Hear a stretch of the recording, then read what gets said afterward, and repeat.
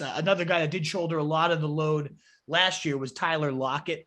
And that was a bit of a roller coaster for fantasy owners last year. He did set a career high in receptions, 100. He had a career high in targets with 110. And his fantasy points looked solid as the wide receiver 8, 265 fantasy points there, finishing just behind DK. So both of their final numbers were good. It was just a bit up and down throughout the year. He was pretty boomer bust because he had 4 top 12 games, including like a 33-point effort, a 50-point game on that crazy Arizona contest on Sunday night. It was wild. But then he also had 7 games under 10 fantasy points. It kind of just ruined your week for you for a lot of owners outside the top 36 receivers. Do you think he finds a little more stability in this offense, or is it still going to be kind of that boom bust nature to his weeks? Yeah, I would be surprised if it's quite as boom or bust as last year. I don't think that's really been Lockett's nature previous to last year. And you're right. The one Arizona game, was the one where Patrick Peterson just sort of took Metcalf out of the game. Right. And so the Seahawks, again, people get on coaches for why do you do things, but in that game, it made sense to not throw it to the guy who's not. So DK Metcalf wasn't open that game. Patrick Peterson had him well covered. So you throw it to Lockett because he was getting open.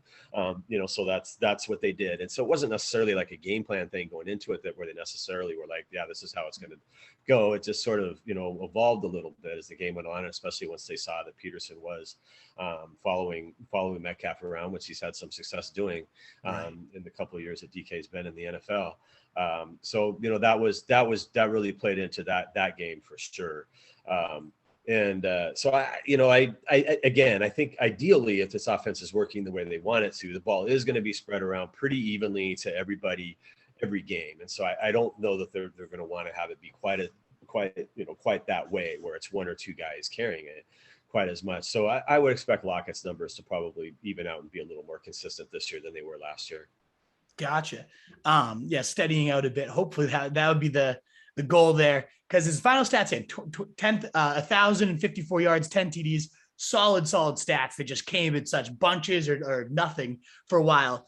Considering those final stats, his line right now is 1,000.5 yards and 7.5 TDs. Do you feel any better about that than the DK line? Like, is that something you might entertain as an over, or is that still, pushing the line because they like spread it out so much?